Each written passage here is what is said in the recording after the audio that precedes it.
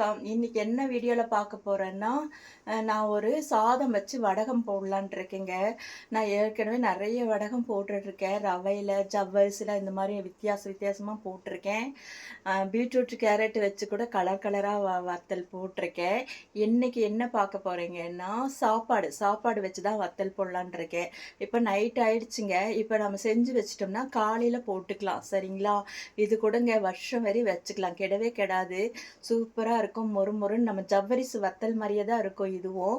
சாப்பாடு செஞ்சு ஈஸியா செஞ்சோம்னா, ஈஸியா போட்டுக்கலாம். மாவு அரைச்சு கிளறி எல்லாம் பண்றதுக்கு சாதமா செஞ்சு போட்டுக்கலாம்.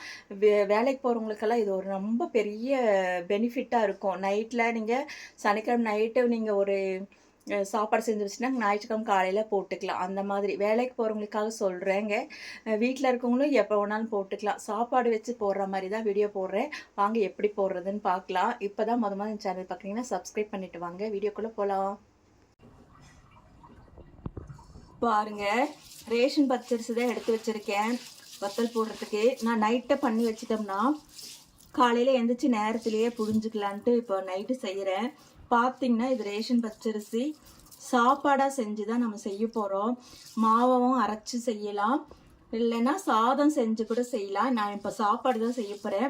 இதை நல்லா கழுவி விட்டு நம்ம சாதம் சேர்க்கலாம். குக்கரில் வச்சு செய்யலான் இருக்கேன். வாங்க எப்படி செய்யறதுன்னு பார்க்கலாம். பாருங்க, அரிசி நல்லா கழுவி விட்டு ஊற வச்சிருக்கேன். நம்ம அதுக்குள்ளே என்ன செய்யலான்னா பாருங்க, 5 டம்ளர் அரிசிக்கு ஒரு கப்பில் நிறைய ஜவ்வரிசி எடுத்திருக்கேன். இதை வந்து மிக்சியில் ஒன்றா ரெண்டாக உடச்சி எடுத்துகிட்டு வந்துக்கலாம். அதுக்கப்புறம் பார்த்தீங்கன்னா அதுக்கு தேவையான அளவுக்கு காரம் பச்சை மிளகாய் எடுத்துகிட்டு வந்திருக்கேன். இதையும் நெய்ஸாக அரைச்சிக்கலாம். நம்ம வரமிளகா இருக்கு இல்லைங்களா, அதை கூட பொடிச்சு அந்த இது கூட போட்டுக்கலாம் காரம் வேணும்னா. இல்லை வேண்டான்னா உப்பு போட்டு அப்படியே கூட புடியலாம். ஜீரகம், பெருங்காயத்தூள் போட்டு நான் பச்சை மிளகாய் அரைச்சி ஊற்ற போகிறேன். முதல்ல ரெண்டுத்தையும் அரைச்சிட்டு வந்துடலாம். பாருங்க, தண்ணி கொதிச்சிட்டு இருக்குது. இப்போ அரைச்சி வச்ச ஜவ்வரிசி, பச்சை மிளகாய் எல்லாமே கலந்துக்கலாம். அப்புறம் பார்த்தீங்கன்னா அரிசியும் போட்டுக்கலாம். பாருங்க, அரைச்சி வச்சிருக்கேன். கட்டி மட்டி இல்லாமல் பார்த்துக்கணும், அவ்வளோதான். சரிங்களா? இப்போ நம்ம அரிசியும் போட்டுக்கலாம். சாப்பாடு தான் செய்ய போகிறோம்ல, அதனால பயம் இல்லை. ஆனால் பார்த்தீங்கன்னா அரிசி பார்த்தீங்கன்னா நம்ம பொங்கலுக்கு வைக்கிற மாதிரி கொலன்னு வைக்கணும், தண்ணியாக.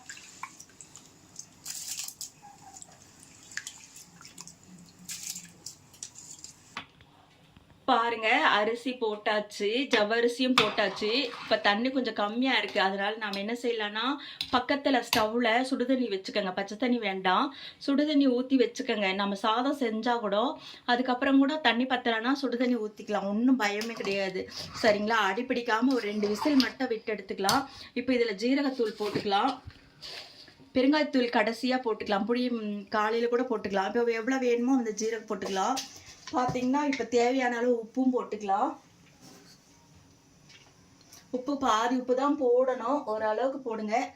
நான் இவ்வளோதான் போட்டிருக்கேன். சரிங்களா? இப்போ இதில் வந்து தண்ணி பத்தலையா, கொஞ்சம் சுடுதண்ணி ஊற்றிட்டு ஒரு 2 விசில் 3 விசில் கூட விட்டு எடுத்துக்கலாம். நல்லா சாதம் வந்து கஞ்சி மாதிரி இருக்கணும், தெரியவே கூடாது, ரைஸை தெரியக்கூடாது. அவ்வளோதான். இதில் வேற ஒன்றும் பயமே இல்லை. சாதம் செஞ்சால் போதும். சரிங்களா? பாருங்க, எனக்கு வந்து பாத்திரம் வந்து சின்னதாக போயிட்டதால எனக்கு கரெக்டாக போயிடுச்சு. நான் வேறு பாத்திரத்தில் மாற்றிக்கிட்டு அப்புறம் கிளறிக்கலான் இருக்கேன்.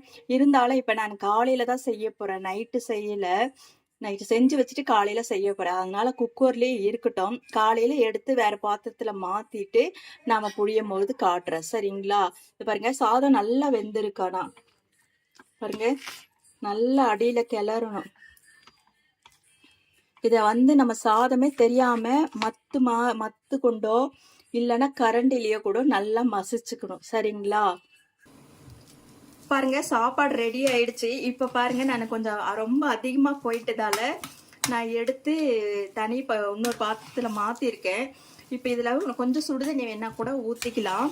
சுடுதண்ணி ஊற்றிட்டு கொஞ்சம் லெமன் ஒரு பழமே கூட புழிஞ்சிக்கலாம். லெமன் புழிஞ்சோம்னா உங்களுக்கு கலராக நல்லா இருக்கும். அவ்வளோதான், வேற ஒன்றும் இல்லை. இதில் வந்து பெருங்காயத்தூளும் போட்டுக்கலாம். கொஞ்சம் பெருங்காயத்தூள் போட்டுக்கலாம். இதில் கொஞ்சம் போட்டுக்கலாம். 2 பாத்திரமா நான் மாற்றிக்கலான் இருக்கேன்.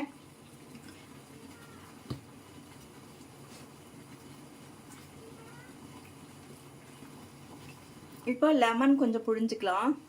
லெமன் புழிஞ்சிட்டு நல்லா கிளறிடணும், அவ்வளோதான். சரிங்களா?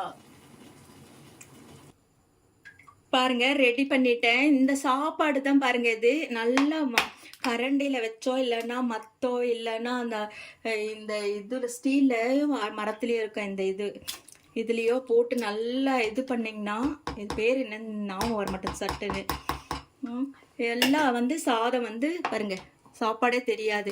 இந்த டைமில் நம்ம நிறுத்தி வச்சுட்டு பெருங்காயம் எல்லாமே போட்டேன். உப்பு எல்லாம் கூட கொஞ்சம் பத்தாமல் இருந்தது, எல்லாம் போட்டு வச்சுட்டேன். காலையில் எடுத்து நம்ம எப்படி புழியறதுன்னு பார்க்கலாம். ஒன்றும் சாதாரணமாக ஒன்றும் இல்லை. இது கொஞ்சம் கெட்டியாக இருந்ததுன்னா கொஞ்சம் சுடு தண்ணி வச்சு ஊற்றி கலக்கிக்கங்க. நம்ம அதாவது இது வந்து கரண்டில் ஊற்ற முடியாது. முறுக்குப்படியிலையோ இல்லை பாலித்தீன் கவரில் கோன் மாதிரி செஞ்சோ போடலாம். சரிங்களா? பார்க்கலாம் காலையில். பாருங்க சூப்பராக போட்டிருக்கேன். முறுக்காவும் போட்டாச்சு.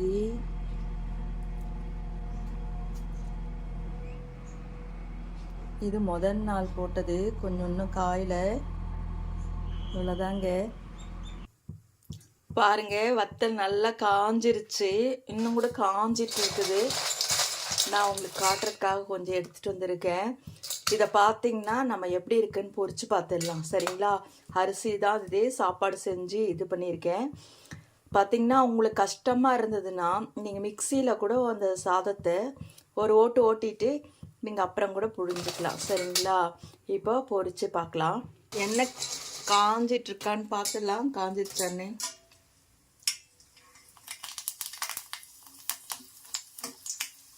சூப்பராக காஞ்சிருச்சு, பொரிச்சு எடுத்துக்கலாம்.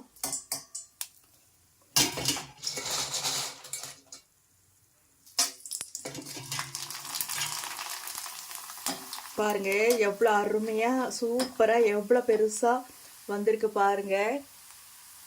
அருமையாக இருக்கு.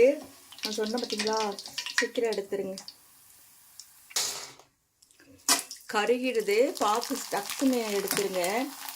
பாருங்க எவ்வளோ பெருசாக பொரிஞ்சு எவ்வளோ இதுவாக நல்லா இருக்கு பாருங்க. சூப்பராக செம்ம டேஸ்ட்டாக இருக்கும். இது ஈஸியாக செஞ்சிடலாம். நீங்களும் இந்த மாதிரி செஞ்சு பாருங்க. செஞ்சு பார்த்துட்டு கமெண்ட்டில் சொல்லுங்க. பாருங்க வத்தல் சூப்பராக ரெடி ஆயிடுச்சு. அரிசி வத்தல், பச்சரிசி அரிசியில் சாப்பாடு செஞ்ச வத்தல் சூப்பராக இருக்கும். அரிசிலையும் செய்யலாம், மாவாக்கியும் செய்யலாம், எது வேணாலும் செய்யலாம். நல்லா இப்போ வெயில் காலமாக ஆயிடுச்சு, கொஞ்சம் கொஞ்சமாக கூட போட்டு வச்சுக்கோங்க. சரிங்களா? இந்த வீடியோ